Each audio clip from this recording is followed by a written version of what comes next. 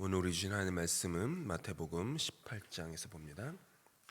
마태복음 18장 12절에서부터 14절 우리 함께 저와 함께 교독하시겠습니다. 너희 생각에는 어떠하냐? 만일 어떤 사람이 양 100마리가 있는데 그 중에 하나가 길을 잃었으면 그 99마리를 산에 두고 가서 길 잃은 양을 찾지 않겠느냐? 진실로 너희에게 이르노니 만일 찾으면 길을 잃지 아니한 99마리보다 이것을 더 기뻐하여. 함께 했습니다. 이와 같이 이 작은 자 중에 하나라도 잃는 것은 하늘에 계신 너희 아버지의 뜻이 아니니라. 아멘.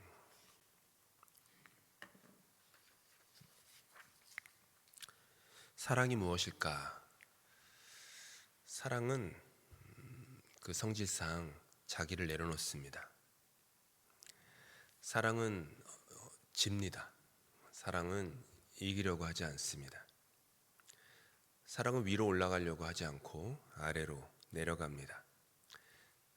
세상의 힘은 세상에서 말하는 사랑, 그것은 사랑이라기보다는 집착이요 욕망이겠지만, 세상이 말하는 사랑은 자기 움켜쥐고요, 이기려 하고요, 위에 올라서려고 합니다.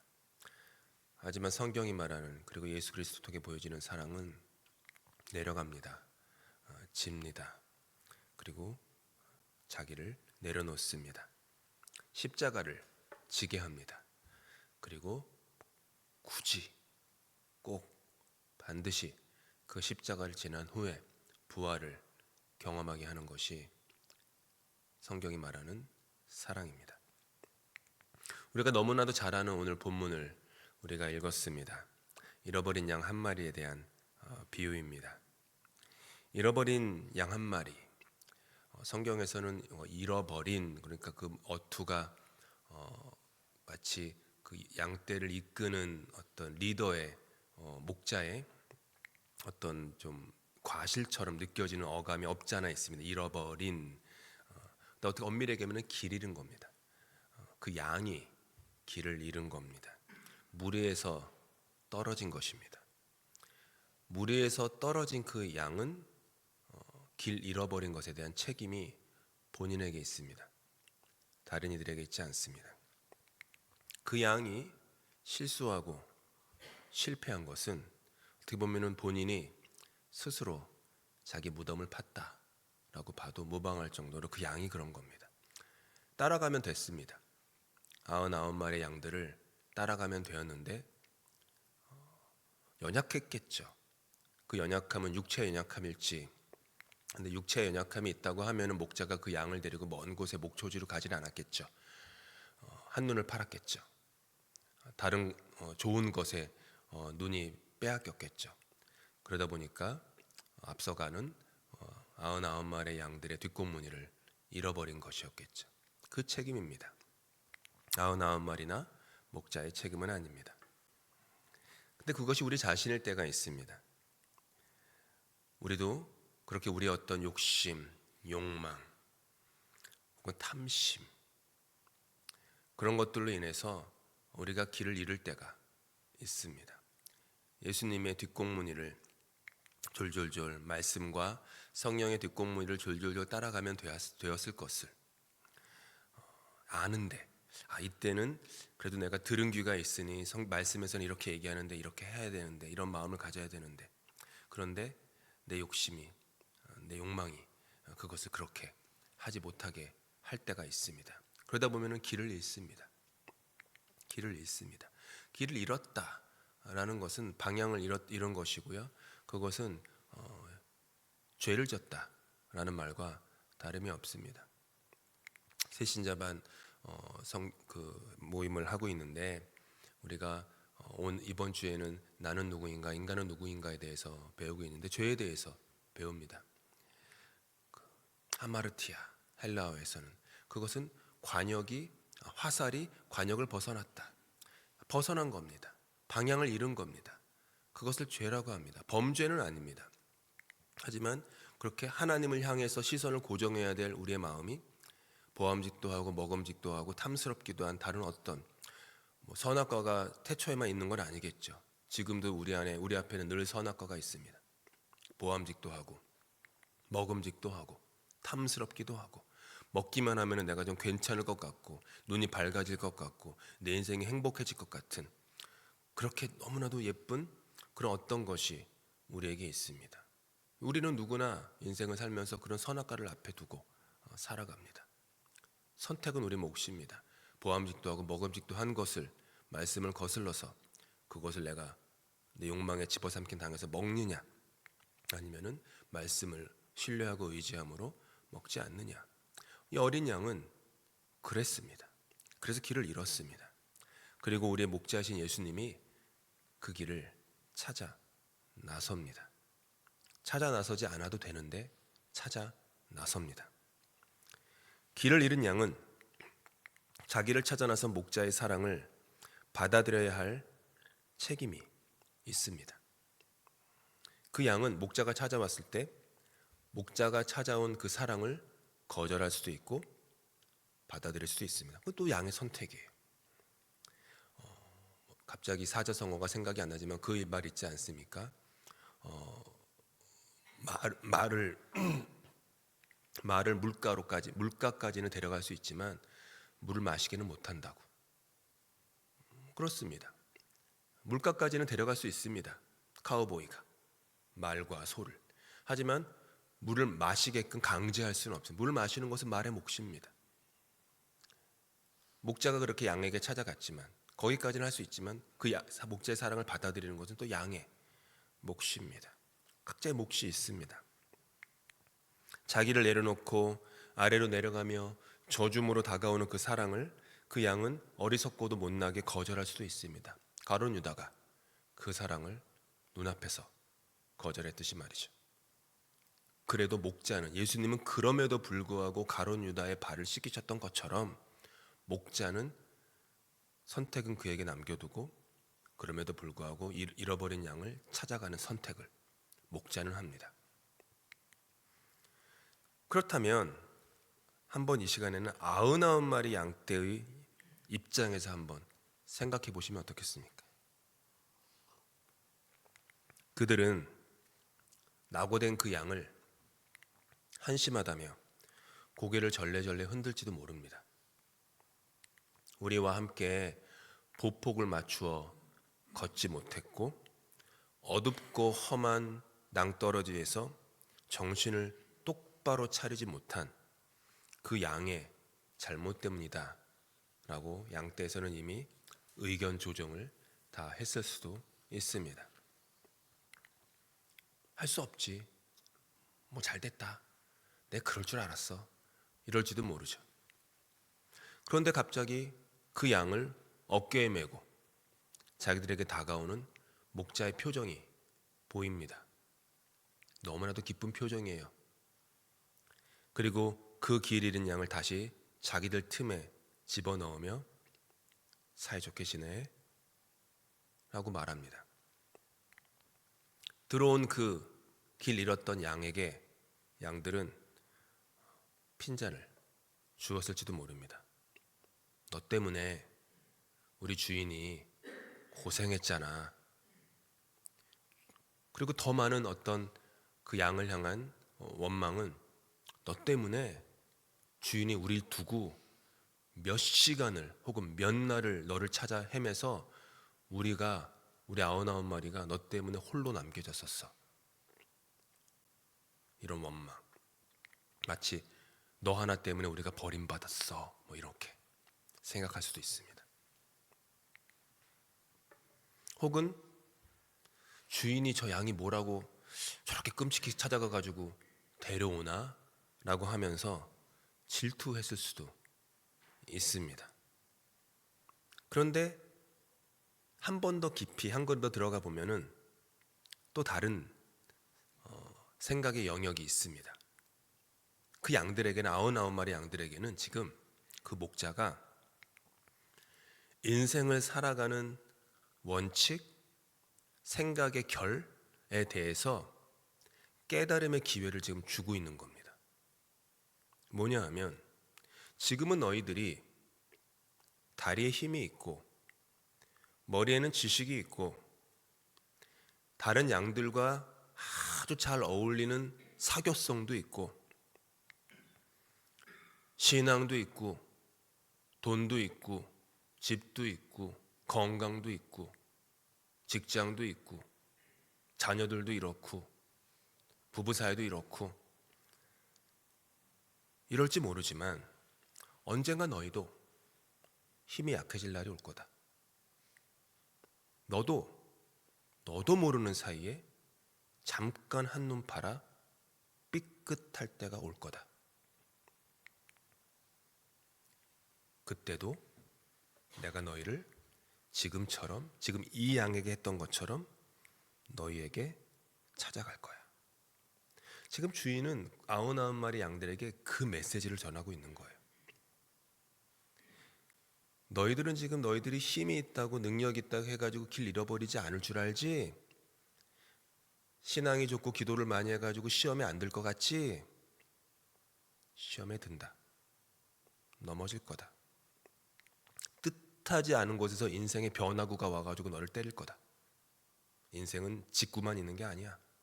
말도 못하는 커브가 있어가지고 말 모르는 사이에 뒤통수 맞을 거다. 그때 내가 지금 너희가 지금 핀잔하는 이 양에게 했던 것처럼 나도 너희에게 그렇게 할 거야. 그러면 이 99마리 양들이 그 깨달음을 가지게 되면은 이 무리 안에 어떤 마음이 들어요? 평안이 찾아옵니다. 확신이 찾아옵니다. 아, 그래. 우리를 사랑하는 목자는 내가 길을 잃고 헤맬 때 저 친구에게 했던 것처럼 나에게 찾아오겠구나. 그러면 이 안에 신뢰, 확신이 서면서 든든해집니다. 지금 목자는 양들에게 그냥 한 마리 양, 성경에 한 마리 양이 천하보다 귀하다는 말은 없습니다. 근데 우리가 그 얘기를 자주 해요. 자주 하는 컨텍스트가 있죠. 한 사람을 귀하게 여기지 못했다라고 하는 핀잔을 줄 때. 근데 성경에 그 말은 없어요. 한 마리 양을 천하보다 귀하게 여겼다는 표현은 없어요. 그냥 오늘 이 비유를 통해서 추측을 해서 그게 어떤 정의처럼 만들어진 거죠.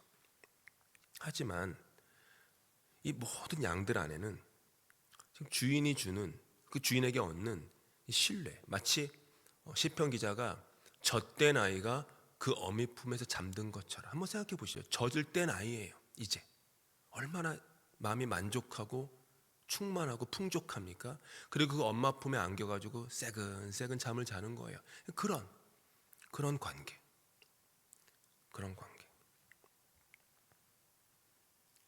새신자반을 하고 있는데 첫 번째 시간에는 우리가 하나님은 누구신가에 대해서 나눴습니다. 예전에도 저희가 몇 년 전에 야곱에 대해서 수요 성경 공부를 한 10주인가요? 12주 동안 할 때 그때 제가 어느 한 수요일을 통틀어서 할애해가지고 하나님의 어떤 모습에 대해서 야곱의 인생에 나타난 하나님의 모습에 대해서 말씀드린 적이 있습니다. 그때 나오는 하나님 모습이 뭡니까? 져주시는 하나님. 야곱은 매사에 이겨 먹어야만 성이 풀리는 사람이었습니다. 그게 야곱이에요. 물론 아브라함이나 이런 사람들의 성격이 만만한 성격을 가진 신앙의 그 선배들은 없는데 야곱은 더했어요. 야곱은 정말 그냥 평생이 경쟁이었습니다. 비교였습니다. 그리고 이기는 거였어요. 평생을 이기려고 살았어요. 이기기 위해서 엄마를 동원하고 아버지를 그 눈먼 아버지를 속이고 별의별 일을 다 했어요. 그리고 심지어 못되기만 하면 좋은데 또 자기를 또 희생했어요. 14년 동안이나 돈도 안 받고 자기가 원하는 아내를 얻기 위해서 또 희생은 또 해요. 그 정도로 이기려고 했던 사람, 얻으려고 했던 사람, 내가 원하는 것을 꼭 붙잡아야 움켜쥐려고만 했던 그 인생, 늘 그런 인생이기 때문에 그의 영성도 그런 영성이었어요. 겨루어서 이기려고 하는 영성. 에서를 만나기 위해서 야복강 나루에 갔는데 에서가 큰 나라를 이루었거든요. 그리고 어렸을 때부터 에서는 강한 사냥꾼이었어요. 20년 후에 형을 만나러 가는데 죽을 것 같은 거죠. 인생의 고난이 찾아온 거예요. 위험이 찾아온 거예요. 야복강에서 다른 가족들을 다 건너보내고 혼자 남아가지고 기도합니다. 천사와 씨름했다. 즉 하나님과 겨루었다 라고 하는 거예요. 그때도 하나님을 이겨먹으려고 합니다. 엉덩이 뼈가 부러져도 내가 원하는 거 들어주기 전에는 당신 못 보냅니다 라고 하고 겨뤄요. 그래서 결국 축복을 얻어냅니다. 이름도 바뀌어요. 그런데 이것은 야곱이 하나님을 이겼다는 것이 아니라는 것을 우리는 잘 알고 있습니다. 하나님이 져주신 겁니다. 아버지가 아들과 집에서 씨름을 하건 숨바꼭질을 하건 이겨먹는 아버지는 웬만해서는 없습니다. 져줍니다. 아버지는 아들과 겨루면 백전백패, 아들은 아버지와 겨루면 백전백승입니다. 왜요? 사랑하기 때문입니다. 사랑하면 져줍니다. 사랑하면 자기를 내려놓습니다. 사랑하면 누군가의 머리 위에 올라서지 않고 발바닥에 내려앉습니다. 허리에 수건을 동이고 그의 발을 씻으려고 합니다. 그게 사랑입니다. 왜 졌습니까? 하나님을 향한 야곱의 사랑보다 야곱을 향한 하나님의 사랑이 더 컸던 겁니다. 사랑이 크면 집니다. 사랑이 작으면 이기려고 합니다. 아가서 8장 6절입니다. 함께 읽을까요? 너는 나를 도장같이 마음에 품고 도장같이 팔에 두라. 사랑은 죽음같이 강하고. 사랑은 죽음같이 강하고. 사랑은 죽음보다 강하다고 하지 않고 사랑은 죽음같이 강하다고 합니다. 사랑이 뭐라는 겁니까? 사랑은 죽음이라는 겁니다. 그게 사랑이에요. 사랑은 죽음입니다. 사랑은 겨룸에서 지는 겁니다. 죽는 거예요. 그래서 사랑은 그 무엇보다 강한 것입니다. 사랑은 죽기 때문에 강한 겁니다. 이기기 때문에 강한 게 아닙니다. 사랑은 죽음같이 강하고, 사랑은 죽음같이 강하고. 고등학교 때인가요? 대학교 때인가요? 동일 제목의 소설책을 읽었던 기억이 납니다. 작가도 기억나네요. 김성일 씨. 홍성사에서 나왔어요. 그것도 기억나요 지금. 사랑은 죽음까지 강하고 하는 소설인데 내용은 하나도 기억이 안 나네요 지금. 근데 되게 감명 깊게 읽었던 기억이 납니다. 사랑은 죽음같이 강하고. 그래서 나를 향한 하나님의 사랑은 강한 겁니다. 죽으셨기 때문입니다. 새벽 예배에 참석하는 사랑하는 성도 여러분, 새벽 예배에 오실 정도면 기도하시는 분들입니다. 하나님을 목마른 사람처럼 찾는 분들입니다. 좋은 날도 아니고 겨울에 새벽 제단을 찾는다라는 것은 그만큼 하나님을 향한 목마른 사슴 같은 갈망함이 있다는 것이겠죠. 그럼 우리 안에 먼저 사랑을 키웁시다. 자식 이기는 부모가 없다는 말은 자식보다 부모가 자식을 더 사랑한다는 뜻 아닙니까? 그래서 지는 거 아닙니까? 그 얘기는 우리 모두가 이 신앙 공동체에서 참된 부모가 되라 라는 그런 부르심을 받았다라는 겁니다. 이 신앙 공동체에서 참된 어른이 되라는 부르심을 받았다는 겁니다. 나의 신분 고하를 막론하고 너희는 어른이 되어라, 이 공동체. 근데 그 어른이 뭡니까? 지는 존재, 내려놓는 존재, 포기하는 존재. 그리고 나아가 죽는 존재. 예수 십자가를 지고 그 십자가로 인해서 공동체는 건강하게 성장합니다. 가정에서도 마찬가지입니다. 가정에서도 이기려고 하면 다 망합니다. 이기려고 하면 가족 구성원 모두가 길 잃어버린 양이 됩니다. 그 어디에도 목자가 없어요. 져야 합니다. 죽어야 합니다. 어머니가 가정에서 죽어야 자녀가 삽니다. 아내가 죽어야 남편이 살고, 남편이 죽어야 아내가 삽니다. 그리고 그 죽음 가운데 하나님이 약속하셔. 반드시 너희에게 부활을 맛보게 하리라. 부활을 맛봅니다. 그것이 예수 그리스도와의 인격적 관계에서 자라는 겁니다. 우리 교회 사명선언 삶의 실천이에요. 죽는 것, 내려놓는 것. 사랑은 죽음같이 강합니다. 십자가에 달려 나의 죄를 위해 죽으신 예수님의 사랑을 조금씩이라도 본받는 겁니다. 그래서 내 삶 속에 실천하며 살아가는 겁니다. 죽는 거예요. 그러면 내 삶에서 내가 일으키고자 하는 나의 어떤 것이 아니라 하나님이 나에게 선물처럼 가져다 주시는 부활을 나는 두 손에 받아들일 수 있을 것입니다. 그러니 우리 안에 계속해서 사랑이 자라나기를 기도하십시다. 우리 가정 가운데 주님께서 나를 그런 사랑의 사람으로 세워주시기를, 내 안에 그 사랑을 내가 더 깊이 깨달을 수 있도록, 나를 위해서 죽으신 예수님의 그 사랑을 더 깊이 깨닫고 그 사랑 안에서 나를 부인하고 자기 십자가를 지고 주님을 종종 걸음으로 따라갈 수 있도록 날마다 자기를 쳐서 복종시킵시다. 사도 바울은 고린도전서 15장에서 그 고린도 교인들에게 이렇게 얘기해. 나는 날마다 죽노라. 어떻게 그런 얘기를 할 수 있습니까? 나는 날마다 너희를 위해 죽고 있다.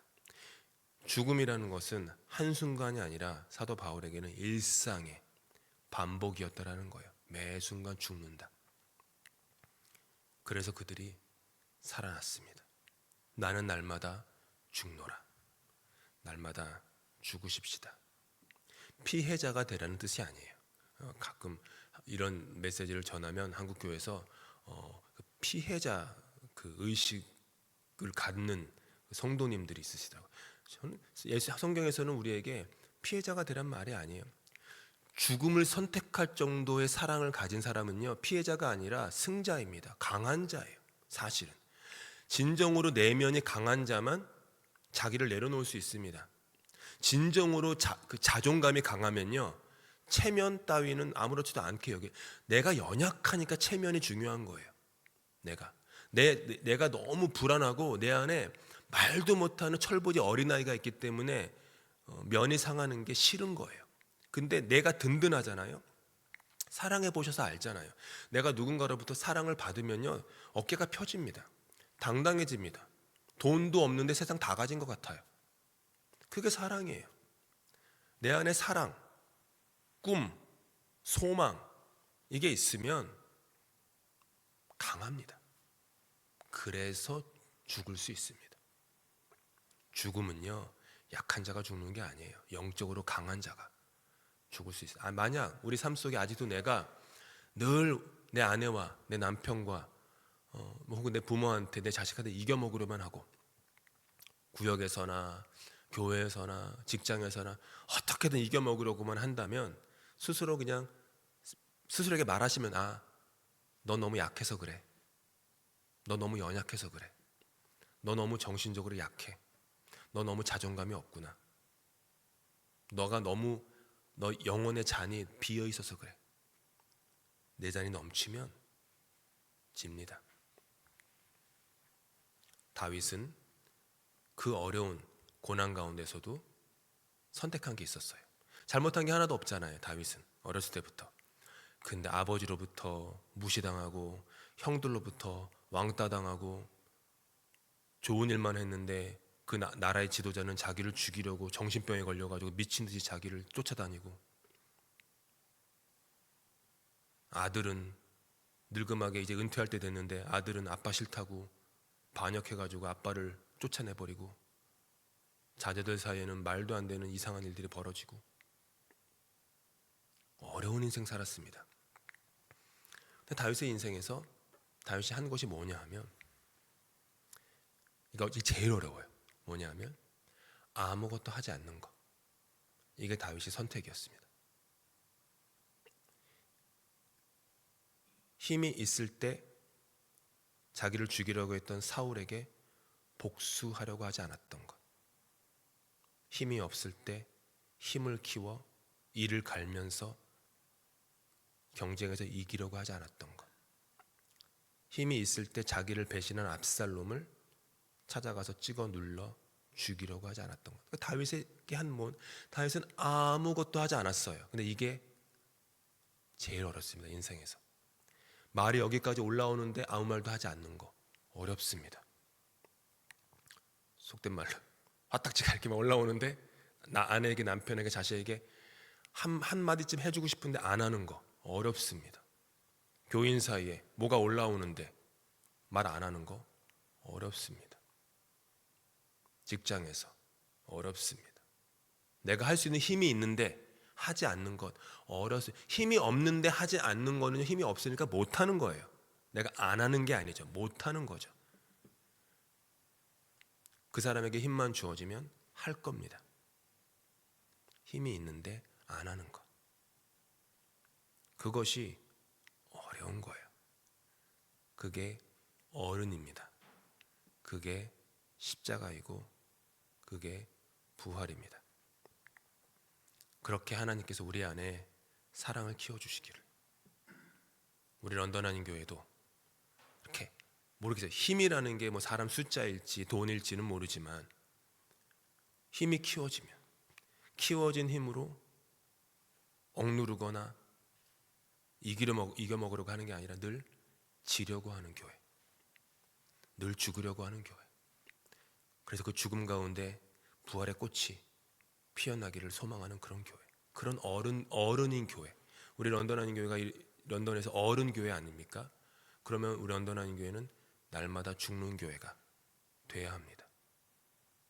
그러면 이 런던 땅에 부활의 꽃이, 부활의 그 가든이 아름답게 꽃피게 될 것입니다. 함께 기도하시겠습니다. 사랑은 죽음같이 강하다고 하셨습니다. 우리 안에 사랑을 키워 주시옵소서. 내 구주 예수를 더욱 사랑하게 하여 주시옵소서. 이전보다 더욱 사랑하게 하여 주시옵소서. 십자가를 지는 것이 어려울지 몰라도 늘 십자가를 선택하게 하시고, 삶의 모든 문제 속에 오직 십자가 앞에 나아갈 수 있도록 주님 우리를 인도하여 주시옵소서. 그래서 무덤 같은 우리 인생에도 부활의 꽃이 피어나는 그런 놀라운 하나님 나라의 역사를 우리 삶 속에 매일 경험하도록 은혜 베풀어 주시옵소서. 진정으로 강한 사람으로 우리를 키워 주시옵소서. 속사람이 견고하고 하나님의 사랑받는 자녀로 그 마음이 든든한 사람 되어서 나는 날마다 죽노라 라는 말을 할 수 있는 그런 신앙의 사람, 그런 교회 되도록 우리를 날마다 사랑으로 인도하여 주시옵소서. 우리 주님께서 하신 기도로 예배 마칩니다.